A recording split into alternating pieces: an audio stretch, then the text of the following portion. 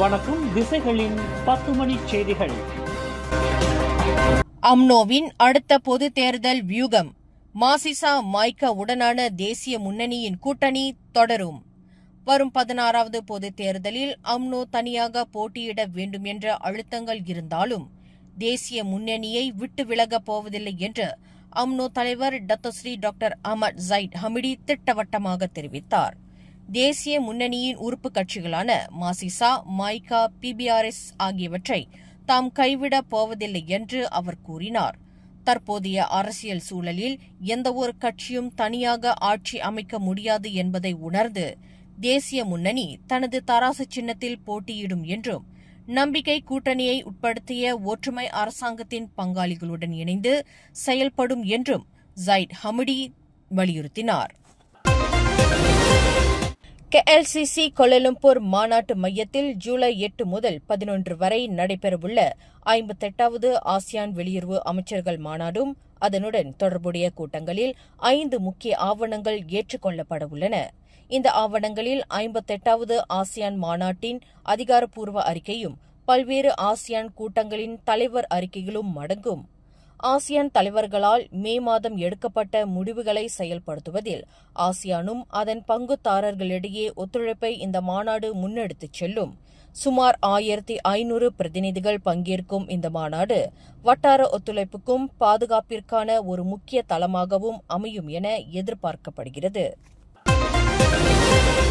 Selangor ஷாலாம் section 9 வாகன நிறுத்துமிடத்தில் இன்று காலை நடைபெற்ற துரோன் அன்வார் பேரணியில் சுமார் 300 பேர் கலந்து கொண்டு பிரதமர் அன்வார் இப்ராஹிமின் தலைமைக்கு எதிர்ப்பு தெரிவித்தனர்.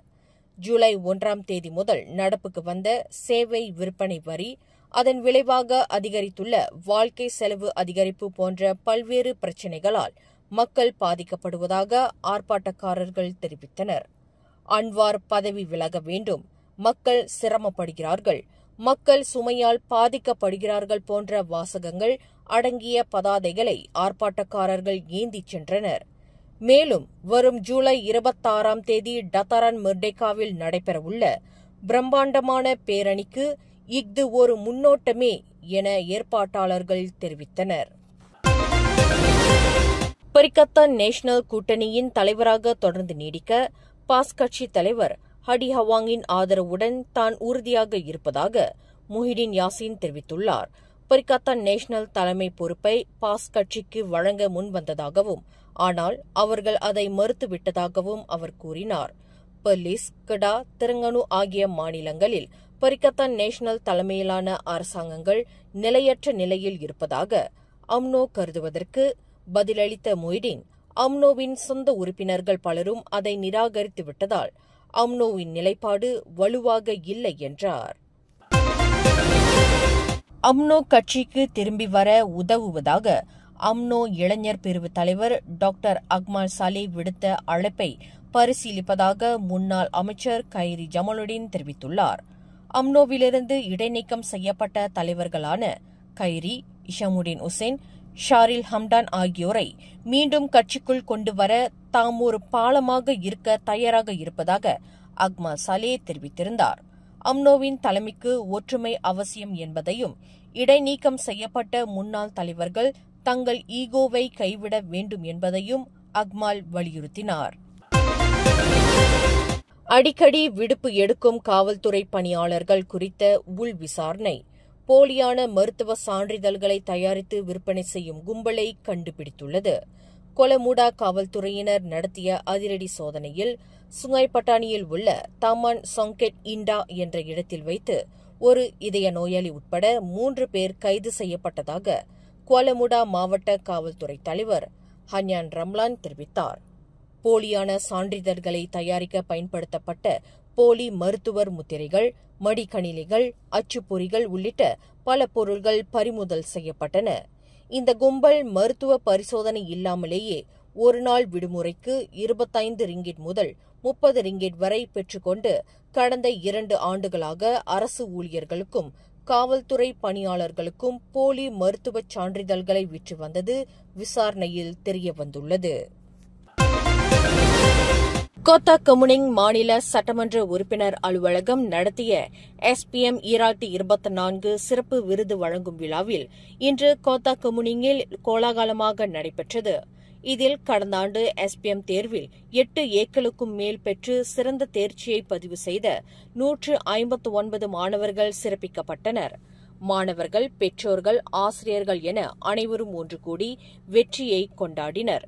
ஸ்லாங்கூர் மாநில கல்வி இலாகாவின் கற்றல் துறையின் மூத்த உதவி இயக்குநர் அசிலாவாதி பின்தி அபுபாக்கர் கலந்து கொண்டு சிறப்பித்தார். கல்வி என்பது வெறும் தேர்வுகளில் அதிக மதிப்பெண் பெறுவது மட்டுமல்ல, ஒரு முன்னேற்றகரமான சமூகத்தையும் போட்டித்தன்மை கொண்ட நாட்டையும் உருவாக்குவதற்கான அடிப்படை என கோத்தா கமுனிங் சட்டமன்ற உறுப்பினர் பிரகாஷ் சம்புநாதன் வலியுறுத்தினார். சிறப்பு தேர்ச்சி பெற்ற மாணவர்களின் கல்வி வளர்ச்சியை ஆதரிக்கும் நோக்கில் ஒருவருக்கு தலா 400 ரிங்கேட் வீதம் மொத்தம் 38,400 ரிங்கேட் நிதி உதவி வழங்கப்பட்டது. 12A பெற்ற ஒரு மாணவருக்கும், 11A பெற்ற 6 மாணவருக்கும், 10A பெற்ற 22 மாணவருக்கும், 9A பெற்ற 66 மாணவருக்கும், 8A பெற்ற 64 மாணவருக்கும் இந்த நிதி உதவி வழங்கப்பட்டது. கடின உழைப்பால் சாதித்த தனது சொந்த அனுபவங்களையும் பிரகாஷ் பகிர்ந்து கொண்டார். கல்விதான் தனக்கு பல புதிய வாய்ப்புகளை திறந்துவிட்டது என்றும், பெற்றோர்களின் ஆதரவையும் ஆசிரியர்களின் பங்களிப்பையும் ஒருபோதும் மறக்கக்கூடாது என்றும் அவர் மாணவர்களுக்கு அறிவுறுத்தினார். இந்த விழா இளம் தலைமுறையினர் நாட்டின் எதிர்காலத்தை வழிநடத்த நம்பிக்கையையும் ஆதரவையும் வழங்கும் ஒரு அடையாளமாக அமைந்தது. அம்னோ தலைவர்கள் குறித்து அவதூறு பரப்புவர்கள் மீது கடும் சட்ட நடவடிக்கை எடுக்க அம்னோ முடிவு செய்துள்ளது. இதற்காக கட்சி தலைமையகத்தில் ஒரு சட்ட செயலகம் அமைக்கப்பட்டுள்ளதாக அக்கட்சியின் பொதுச் செயலாளர் அஷ்ரப் வஜ்டி டுசுகி தெரிவித்தார்.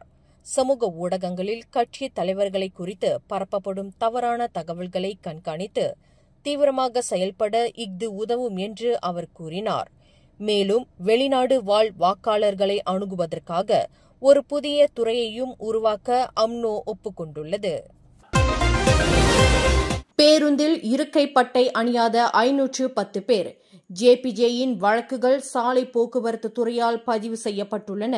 இதில் 396 வழக்குகள் பயணிகள் அல்லது ஓட்டுநர் உதவியாளர்கள் இருக்கை பட்டை அணியாததை குறிக்கின்றன. மேலும் 80 வழக்குகள் ஓட்டுநர்கள் தொடர்பானவை. 18 வயதிற்குட்பட்ட பயணிகள் இருக்கை பட்டை அணியாத 26 வழக்குகளும், இருக்கை பட்டை இல்லாத 8 வாகனங்களும் அடங்கும் என JPJ தலைமை இயக்குநர் டத்தோ ஏடி ஃபட்லி ரம்லி தெரிவித்தார். பயணிகளின் பாதுகாப்பிற்காக இந்த அமலாக்க நடவடிக்கைகள் தொடர்ந்து மேற்கொள்ளப்படும் என அவர் உறுதிப்படுத்தினார். 2023ஆம் ஆண்டு பிரிவினருக்கான மலேசிய தொழிற்கல்வி சான்றிதழ் SVM செமஸ்டர் 4 தேர்வு முடிவுகளை மலேசிய கல்வி அமைச்சு நாளை வெளியிடவுள்ளதாக அறிவித்துள்ளது. நாடு முழுவதும் உள்ள 86 தொழிற்கல்வி கல்லூரிகளிலிருந்து மொத்தம் 15,897 மாணவர்கள் இந்த தேர்வை எழுதியிருக்கின்றனர். மாணவர்கள் தங்கள் தேர்வு முடிவுகளை நாளை காலை 10 மணி முதல் தாங்கள் பயிலும் கல்லூரிகளிலோ அல்லது myresultsvm.moe.gov.my என்ற இணையதள இணைப்பிலோ பெற்றுக்கொள்ளலாம். ஜோஹரில் உள்ள சுல்தானா அமினா மருத்துவமனை, சுல்தான் இஸ்மாயில் மருத்துவமனை, பசிர்குடாங் மருத்துவமனை ஆகிய 3 முக்கிய மருத்துவமனைகளிலும் நிலவும் சுகாதார ஊழியர் பற்றாக்குறை குறித்த பிரச்சினை அடுத்த வெள்ளிக்கிழமை அதிகாரப்பூர்வமாக சுகாதார அமைச்சின் கவனத்திற்கு எடுத்துச் செல்லப்பட உள்ளது.